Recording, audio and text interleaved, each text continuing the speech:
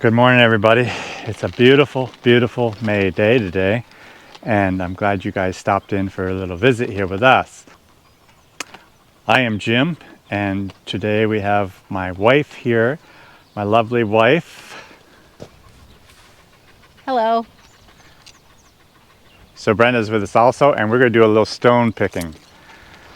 The reason I wanted to make this video is to kind of confess a maybe something that I might have, people might have thought that I do, and I do not always do. So I am farming this piece of land, and I use horses. Now, I use horses a lot, and I always have for years and years and years. But I just want to explain a few things. So often I'm just assuming that people probably think I do everything here with horses, and I really don't. I do a ton of stuff with horses, but I just want to confess to everybody that I still use my tractor. I have a Massey Harris, I don't even know what it is, tractor, and that I use for some things. So in the spring of the year, when I'm busy trying to get my crops ready, there's a lot of times where I will use the tractor. But then there's a lot of years I do not even touch the tractor until I'm ready to bale hay. That depends a lot on whether or not I do my plowing in the fall. If I can get my plowing done in the fall, I can start right out in the spring disking and harrowing with the horses, and I can actually do it all with the horses. So often there's just such a small window of time that we have to be able to get our crops in. So we have to really jump right on it and go and get it done fast. And so that's an issue that I have with horses, because I'm not somebody that's gonna or want to be out there with the horses and just work them right to death and have them, get down to skin and bones because of the fact I'm working so hard. We all, myself included, have we go to thinking about the Amish, and the Amish are really required to use horses. They're not allowed to use a tractor, and so often because of that, they will get their horses very, very thin while doing field work. In the past, I've had upwards to 20 acres of corn a year that I would plant back when I was milking cows, and I had at times my horses way thinner than I would like to have them, way thinner than I would have shown them on YouTube. And so I really don't want to do that. And if I can avoid it, I'm going to. But unfortunately for the Amish, they can't avoid it. They only have the option of using the horses. So anyways, here in the last few days, I've been using my tractor for disking. And as you can see in these drone shots, I was giving the horses a day off and actually using the tractor to do the disking. And as you can see also in this footage, the ground is a little bit rough. It's a really heavy soil, and so it's going to take quite a lot of work to get it good for planting. The further end of this piece is going to be in corn, and this top little piece is going to be seeded down. A couple days ago, I actually seeded down the field at the back of the farm, and I did plant that with the tractor, but then I didn't use my cultipacker, which is this is my cultipacker, and I would have liked to use that, but it's messed up right now. The axle is actually bent, so that doesn't work. So I have a smaller, just simple roller, and this is it here, and I use that. Well, the problem with that roller, that's a light roller, when it's pulled with the horses, their hoof prints are still shown, and so that tells me that the hoof prints are actually pushing the grass seed deeper than I want it planted. So I chose to use the tractor even on that, and as you can see in these drone footages that the tractor was used, because you can see the tractor tracks throughout the field, but it's still, I'm hoping it's going to make a better seed bed because I ended up using the tractor. Other years I've had my cultipacker, which I hope to get fixed or get a different one, and that is hitched behind the grain drill sometimes, and so in one pass I'm all done, and that works really good. So anyways, that's what's been happening this year, And I just wanted to share that with you guys, just so you don't realize or think that I do everything with the horses, even though I do a tremendous amount of stuff with the horses. So before I do any more work in the tillage work in this field, I want to go around and pick up some of the random stones that we have instead of going over them with the equipment. And it's hard on equipment if you drive over stones. So we're going to go and pick a few stones today and get some of these cleaned up. So let's get at that job, and we'll show you a little bit of that. So we got a few right there. We got a bunch more down there, and right along the edge is a bunch of stones. So we'll grab these and then come back up through to have a load, and then we can unload them. This seems like a really big field because it's over there too. It seems really big when you're about ready to pick stones on it.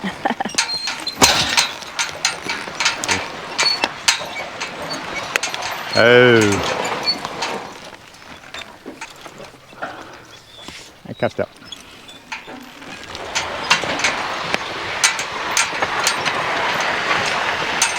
Oh, just as far as that there.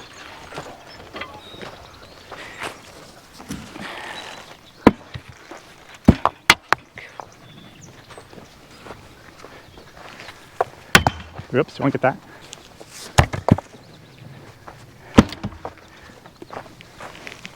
And careful down.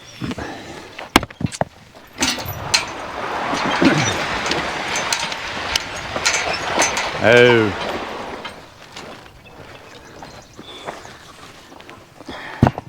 So what we're doing here is just getting the bigger stones.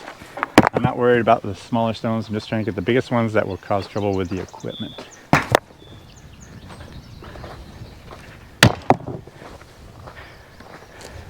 Catch that. Catch.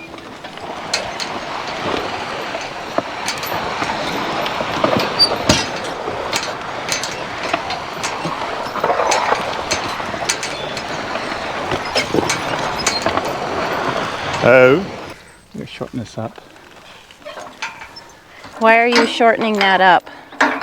To lift. To have a little more lift to the stone boat so it doesn't go plow into the dirt.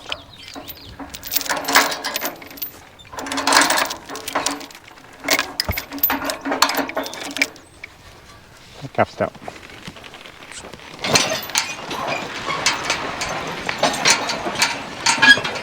I love it when we can just drive down the field, exercise the horses, and there's no stones to pick.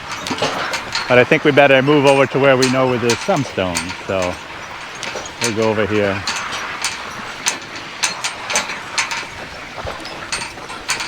When you have very little stones in the field, it's kind of hard sometimes because they're scattered so much, and it's really kind of a hide and seek type of thing.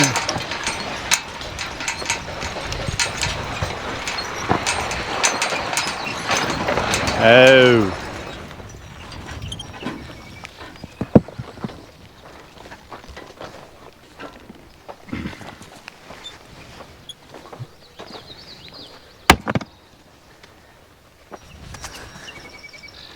Stones like this I don't have to pick, but since I'm right here, it's right close to the stone boat, a lot of them I'll still grab and throw on. It just depends on how I'm feeling at the time. But we are kind of short on time and we need to get her done. Kept up. Careful.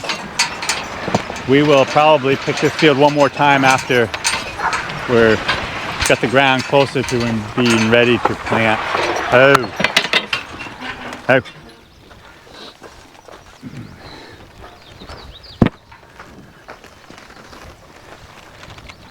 Kept up. Careful.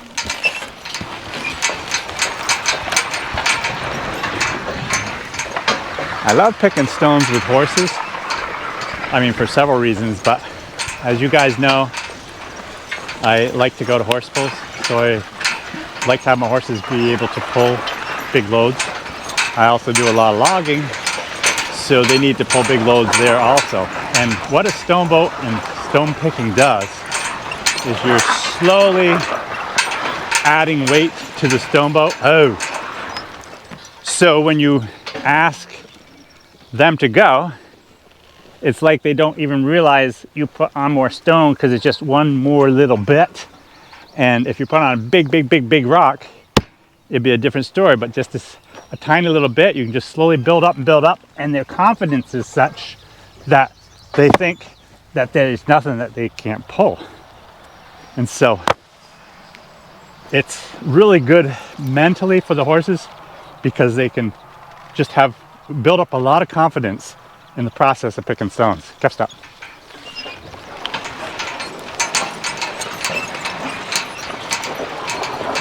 Oh.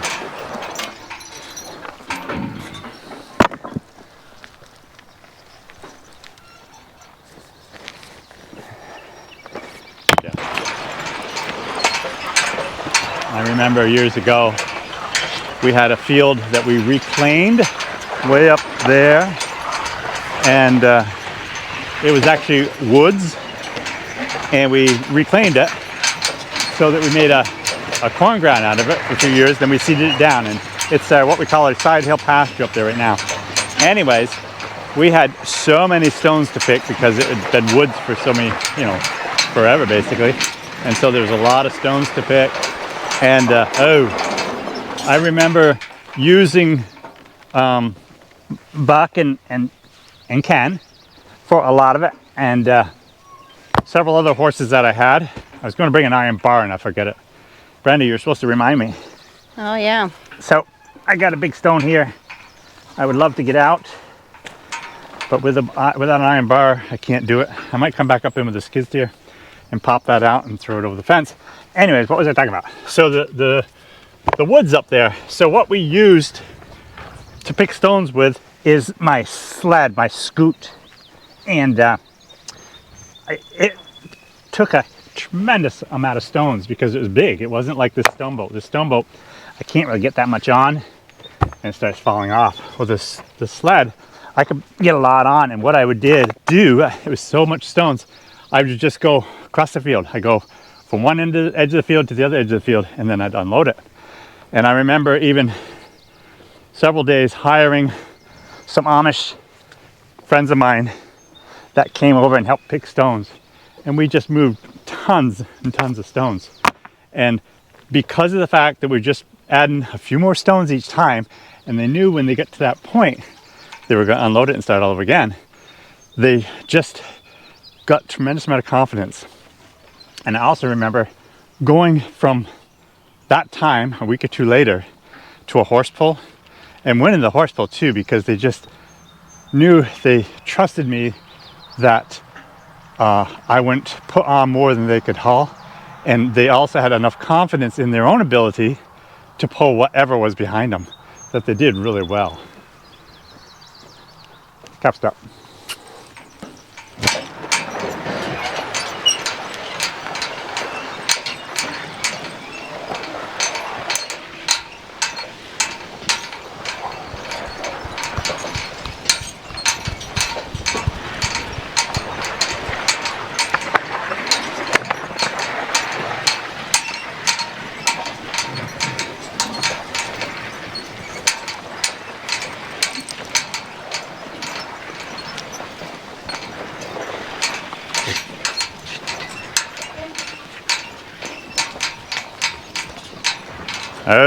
Oh boy. So here's a big one here, and because this was here, I've harrowed this field a couple times now, and I've always just gone around it because I didn't want to go over it. So we got to get this out of the field, and I think I can roll it into place. We'll see how it goes. You want me to help you? I don't know. Woo! It's not that bad. I bet you want that rock, don't you? I'd love it. Ugh. I don't think it's gonna happen. Nah. I don't know exactly where I'd put it, so never mind. Okay, so that's on, that's good. I wanted to kind of explain one thing too, that one observation I guess you could say that I've had over the years. So the last few days I've been doing a lot of tractor work, and so I don't think yesterday we didn't work the horses at all. They were in the pasture all day, and it's been several days where they've been in the pasture and not working at all or hardly at all. And so the green grass It's amazing what green grass will do to a horse. So we've just been out here just a few minutes, and I'm pretty confident that Earl especially, even as warm as it is, it's supposed to get up to 80 degrees today. I don't know what it is right now, but it's pretty warm. But still, he's in fairly decent shape. And to work this a little bit, to see sweat on him already, it clearly tells me, yes, it's warm out, but also more importantly, the green grass has affected him. And I've seen this over and over again. If they're outside for a couple days in green grass, next day they go to work, they sweat terribly. If you were to check Baron's side, you'll find that he is not sweated as much as Earl, because he's been on green grass a little bit less, but he is still sweating some. So that's just one observant I've made over the years. Just the fact that, I mean, green grass makes him sweat. Now I could have gone and read that in a book and found that out, but by learning from observing, to me, it's actually a better way to learn, because I'm seeing firsthand what's happening when that happens, instead of just reading a book and finding out someone else's opinion. So, just my little thought for the day. I'm going to swing over here, Brenda, and get these few stones here. G, G, oop, G, G, G, oop, G, careful step. Oh.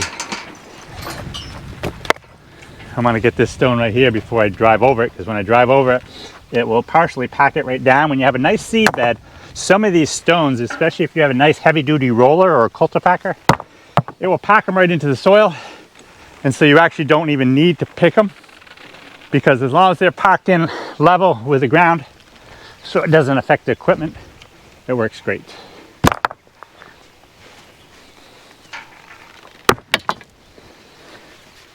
There is one more down there.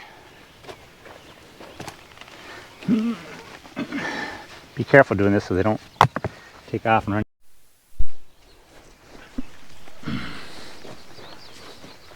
Got it going? Yep.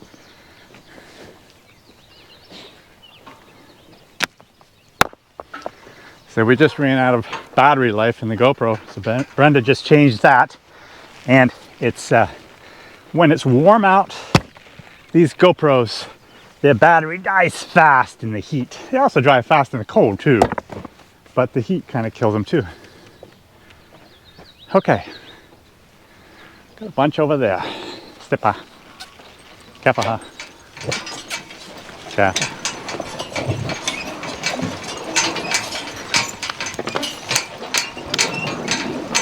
Oh, okay. Brenda wants to put the GoPro down because she wants to help me pick stones. I've been having fun watching him work. Now I guess my work begins. So guys, I just want to film this a little bit, just so you know Brenda does work around this place. Haha. If you've watched any of our videos, you know that of course she works around here. So here's a spot right here where there's a whole bunch of small stones. You know, if there's just one stone there, I just let it go. But when there's a whole bunch of them, I do like to pick up at least a good share of them so that it won't affect the equipment. Brenda, there's one bigger one right back there. You mind walking down there and grabbing that? Straight ahead.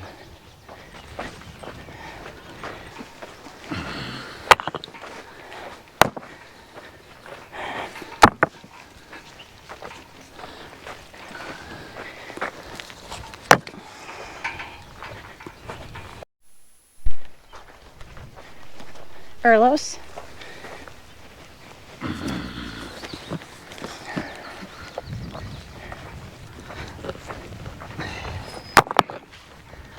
Isn't that a nice one you like? Yeah, but we won't keep it on the whole time. Nope.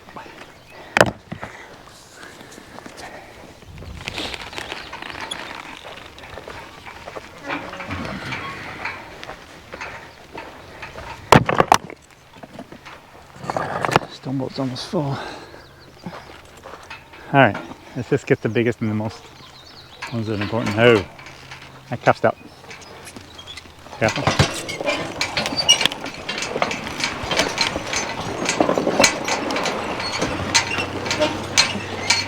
Oh.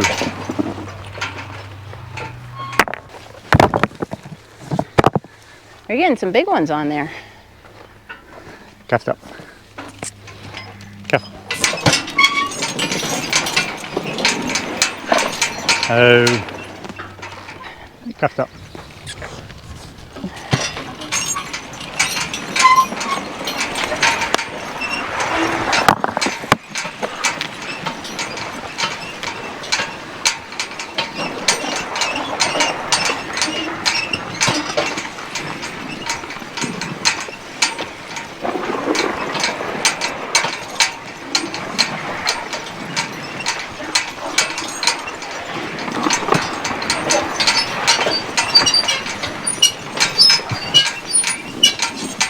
Oh, these two are definitely still a learning team.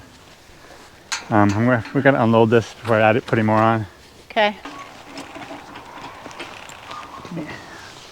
Okay, so we're pretty well loaded. I pulled up on the grass because it's actually should be actually easier sliding up here on the grass.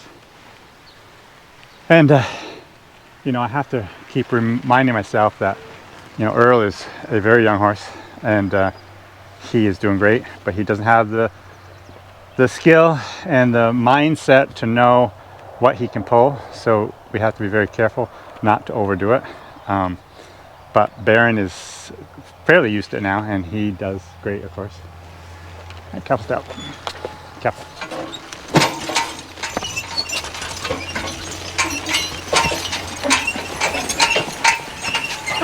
It's quite uphill right here. Careful.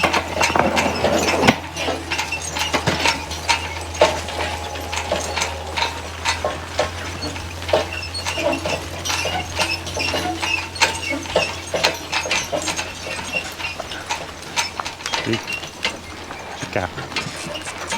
Jeep. Jeep. Jeep. Jeep.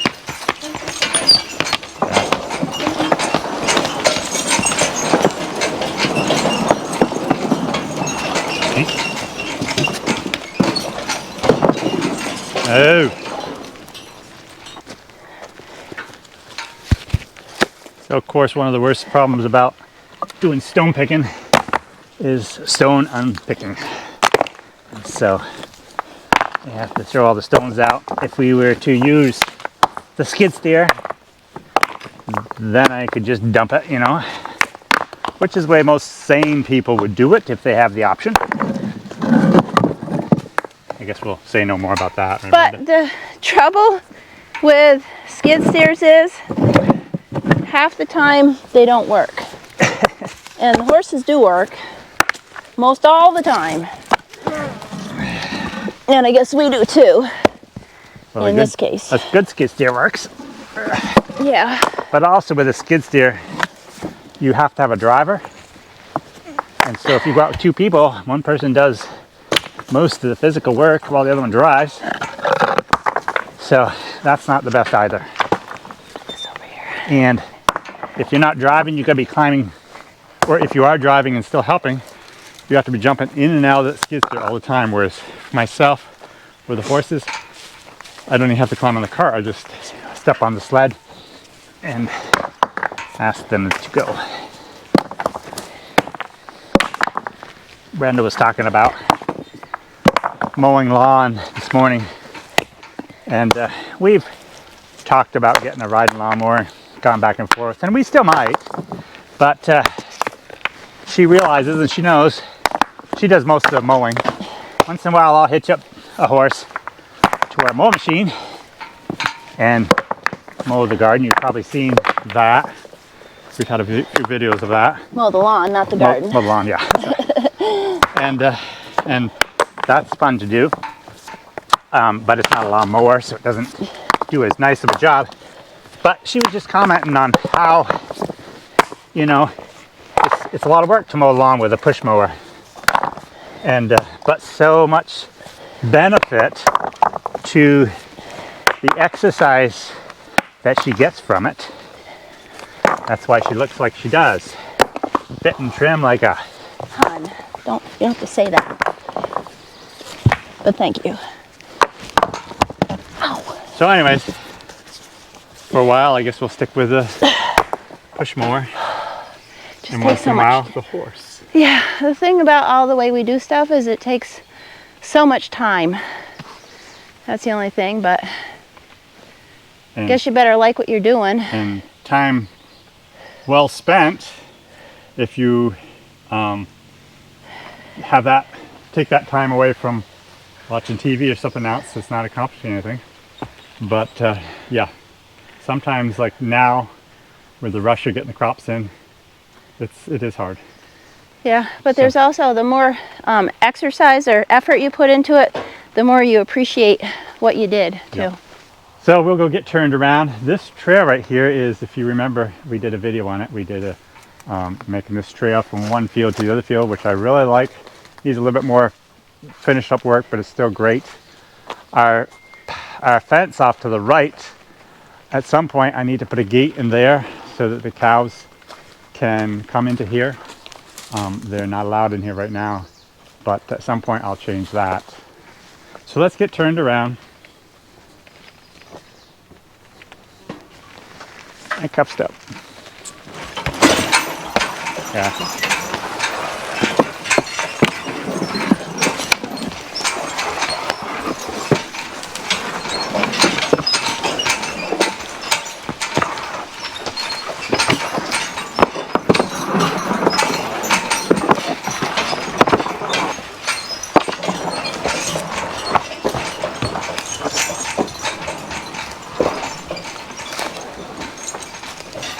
Yeah. Ah. Ah. Ah. Ah, careful. Huh?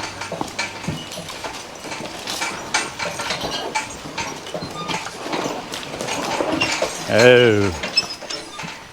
Hon, Brenda, why don't you walk out and see if the cows happen to be there? Show them the out cows there. out in Okay, I pasture. just wanted to tell you something. Okay. When you turned around, that branch right there that's moving, it went right across Baron's face. Huh. I guess it's good he had his blinders on, but Uh-huh.